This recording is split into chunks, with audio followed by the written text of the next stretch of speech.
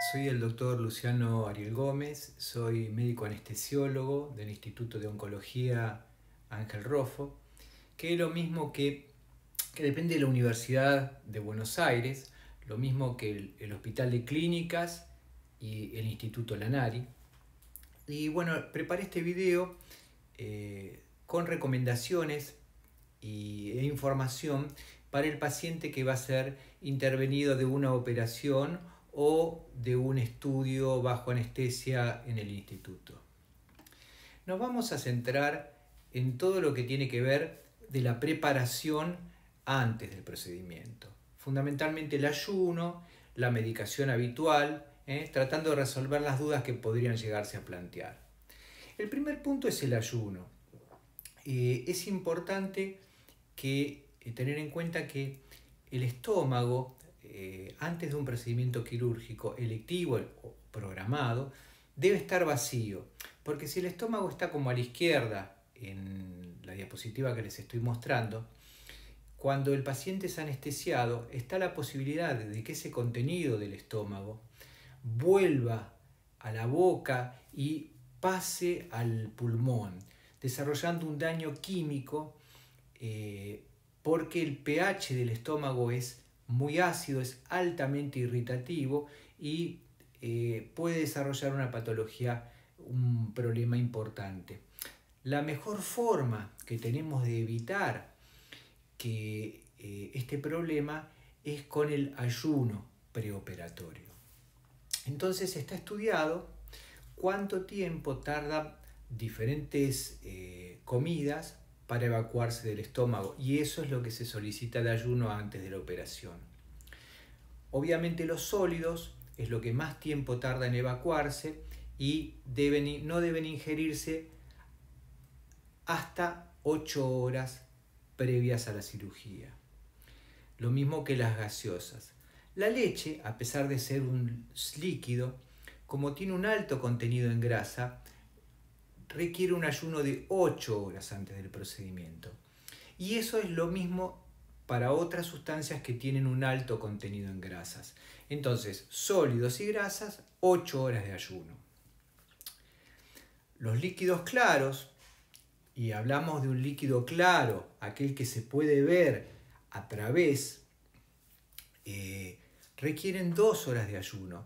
Y se consideran líquidos claros el agua, el té con edulcorante o con azúcar, el mate cocido preparado de saquito o la cepita manzana. Estos líquidos son altamente beneficiosos que el paciente tome líquidos hasta 2 horas antes de la cirugía, ya que el paciente va a llegar con mejor contenido de energía, va a llegar con mayor contenido de agua y hay un programa que se está desarrollando en el instituto que se llama ERAS, que busca mejorar la recuperación de pacientes que van a ser sometidos a cirugía, y una de las cosas que se hace es incitar a que el paciente tome el líquido antes y se le da una solución azucarada con maltodextrina hasta 2 horas antes para que tenga un mayor contenido energético en el momento de la cirugía. Fíjense que acá cuando estamos hablando de té, de líquidos claros, no hablamos de leche, o sea, la leche recordamos que está prohibida, tiene que ser té con azúcar o lo más simple, agua. Entonces, la leche, las gaseosas, el chicle, el vodka, a pesar de ser un líquido que es transparente, obviamente el alcohol no debe consumirse antes de un procedimiento quirúrgico. Y el mate tomado con bombilla, como es extremadamente ácido, también tarda mucho tiempo en evacuarse y requiere un ayuno de 8 horas. Entonces, esto es muy importante, el ayuno preoperatorio. Entonces dijimos que para los sólidos y las grasas es de 8 horas y para el agua es de 2 horas. Esto ya vamos a volver sobre este tema un poquitito más adelante. En cuanto a qué hacer con la medicación que viene tomando el paciente, algo que nos es sumamente útil es que el paciente traiga en una hojita anotada la medicación, el nombre del medicamento, cuántas veces lo toma, de cuántos miligramos, ¿Por qué? Porque en la historia clínica puede no estar perfectamente actualizado, si sufrió algún cambio en la medicación. Y por el otro lado, los pacientes, o sea, obviamente en el momento que nosotros los interrogamos, que es antes de la cirugía, para la anestesia, puede uno no acordarse fruto del estrés, de la ansiedad, o puede omitir algo, y entonces es mejor, es de mucha ayuda si lo traen preparado. En general se tiende a continuar con la medicación que viene tomando el paciente, pero hay medicaciones que es conveniente suspender. Si un paciente obviamente va a ser intervenido de una cirugía, necesitamos que la coagulación funcione perfectamente. Entonces, es probable que la medicación que tome para la coagulación deba ser suspendida antes de la cirugía. Por ejemplo, los anticoagulantes orales o las heparinas. Esto se los estoy comentando para que si alguno toma algún tipo de medicación que afecte la coagulación, hágaselo saber a su médico cirujano tratante para ver si es necesario realizar alguna medicación. Y lo mismo ocurre con las medicaciones para la diabetes, como los hipoglucemiantes orales, que habitualmente el paciente los toma antes de las comidas para disminuir los niveles de azúcar que se producen como efecto de la comida. Pero como el paciente va a estar en ayunas, si toma esa medicación, va a tener la medicación actuando sin la otra parte del efecto, que es la comida. Entonces, los hipoglucemiantes orales también deben suspenderse en la mañana de la cirugía. Si tienen alguna consulta que quieran hacernos al servicio de anestesia, bueno, acá debajo les dejo nuestro mail. Pueden escribirme que bueno, se los voy a responder. Entonces, ¿qué hacer con la medicación que viene tomando el paciente habitualmente? Como yo les decía, salvo la medicación para la coagulación o la medicación para la diabetes, es conveniente que el paciente continúe tomando su medicación habitual, y la medicación de la mañana la podría ingerir hasta 2 horas antes con un sorbo de agua. O sea, esa medicación que toman habitualmente los pacientes para el colesterol, para la tiroides, para la presión arterial, si toma alguna medicación para la ansiedad o para dormir a la noche, se puede continuar con esa medicación.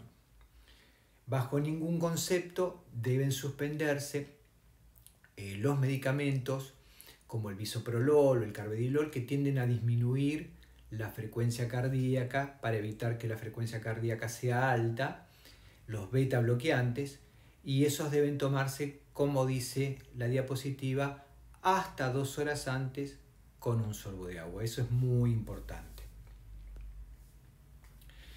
Aquellos pacientes que tienen broncoespasmo o asma, es conveniente que continúen con su medicación.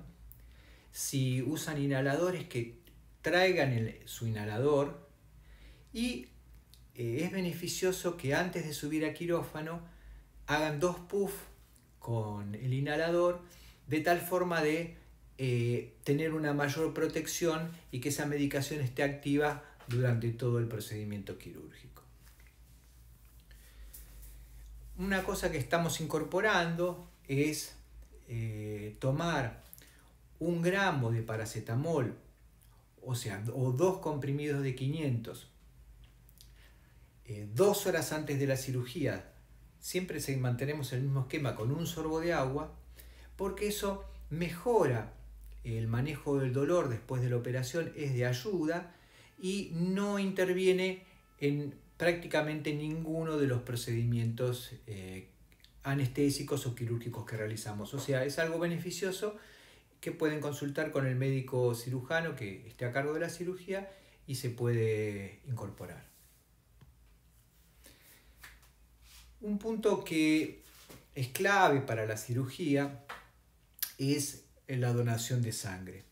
La donación de sangre es un acto voluntario, no es obligatorio, pero nos es de mucha ayuda que los familiares o amigos o conocidos de las personas que se vayan a operar donen sangre. Porque la única forma que tenemos de obtener los derivados de la sangre, como los glóbulos rojos, las plaquetas u otros derivados, es a partir de la donación. Tengan en cuenta que no necesariamente, probablemente por ahí se utilice para el paciente en el cual uno está donando, pero es un acto solidario que es necesario porque muchas veces, por ejemplo, si tenemos que administrar plaquetas a un paciente, necesitamos la sangre de 6 donantes para dar una dosis, 6 o 7 donantes para dar una dosis, por ejemplo, de plaquetas. O cuando consumimos en una cirugía que tenemos que pasarle glóbulos rojos, es habitual que tengamos que pasarle los glóbulos rojos de por lo menos 2 o 3 o más donantes con la cirugía, con los grados de complejidad que se hacen en la institución. Aquellas personas que puedan donar sangre pueden dirigirse al departamento de hemoterapia en el mismo pabellón, el pabellón modelo, el mismo en el que están los quirófanos, en la planta baja. No es necesario pedir turno y los días para donación son los lunes, miércoles, jueves y viernes de 8 a 10 horas.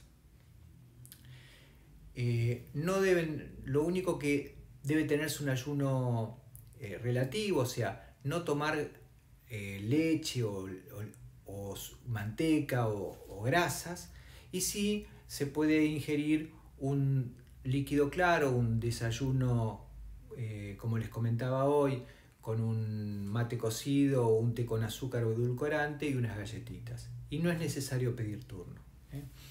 Y que aprovechamos para recordar al doctor Luis Agote, que en el año 1914 realiza la primera transfusión separando el donante del receptor, o sea, extrayendo la sangre y conservándola y administrándosela a otra persona sin que estén conectados. Y esto lo realizó justo antes de que estallara la Primera Guerra Mundial, con lo cual se salvaron innumerables vidas y la idea es un poco continuar con esa labor. Pero como éramos felices y no lo sabíamos, en el año 2019 ingresó el coronavirus a nuestras vidas. Y obviamente también a la cirugía. Entonces, existen algunas consideraciones con respecto al básicas respecto al COVID y cirugía. Si nosotros tuvimos COVID leve, con síntomas leves, si se puede diferir la cirugía o esperar, es conveniente esperar 2 semanas hasta una reposición más completa. Cuando hubo una enfermedad grave y nos damos cuenta que la enfermedad fue grave porque requirió internación en la terapia intensiva, es conveniente esperar hasta 3 meses para un procedimiento programado. Luego de la vacunación es conveniente esperar 2 semanas. Y si no estamos vacunados y la cirugía es selectiva, realizar primero el plan de vacunación completa y esperar luego 2 semanas. Cuando uno habla de cirugía electiva, ¿qué habla? De una cirugía, por ejemplo, para reparar una eventración, o sea, un defecto de la pared abdominal, o una hernia, o un cierre, por ejemplo, de una colostomía, una reconstrucción del tránsito intestinal. Es algo que no modifica la evolución de la enfermedad y de esperar ese tiempo. O otros casos de, por ejemplo, de cirugías selectivas que no tienen que ver con el cáncer, con lo oncológico, son un reemplazo de rodilla, un reemplazo de cadera, por ejemplo. En otros casos, cuando estamos hablando de una cirugía donde hay un cáncer activo, o sea, habría que consultar con el médico tratante cuál es la ventaja y la desventaja de esperar. Pero esto estamos hablando de cirugías electivas o de un estudio endoscópico que podría esperarse y diferirse en caso de que se dé alguna de estas situaciones. Y si no hay duda de que uno debiera prepararse, por ejemplo, para un procedimiento de alta competencia deportiva, como puede ser este, ¿por qué no prepararse para una cirugía? ¿Y en qué forma puede prepararse un paciente para una cirugía? Una de las cosas que a veces recomendamos es que el paciente realice dentro de sus posibilidades, si puede caminar 3 o 4 veces por semana, que camine. Si puede trotar, mejor. Un ejercicio físico y lo más dieta lo más sano posible, de tal forma de llegar, reducir el peso, de tal forma de llegar en las mejores condiciones físicas. O sea, esa reserva de corazón y pulmón cardiocirculatoria es sumamente beneficiosa para acelerar la recuperación del paciente. Entonces, eso es una de las cosas que puede hacer el paciente para beneficiarse con una recuperación más rápida. Les recuerdo que esta y otra información pueden verla en la página del Instituto Roffo, donde pueden encontrar también los teléfonos de contacto para consultas o para realizar una consulta de segunda opinión o realizar una primera consulta con el instituto en caso de no ser paciente. Espero que este video les haya sido de utilidad y muchas gracias.